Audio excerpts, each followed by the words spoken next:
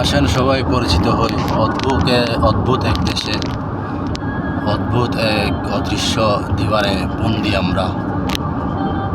অপরাধ কি করেছি সেটা তো জানি না, তবে অনেকের কাছে শুনলাম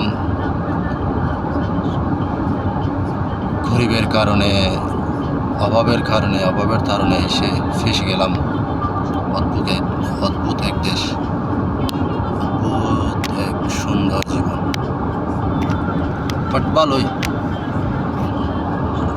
আসেন দেখেন, উঁচু উঁচু দালাল দেখে খুশি হয়ে যায় না।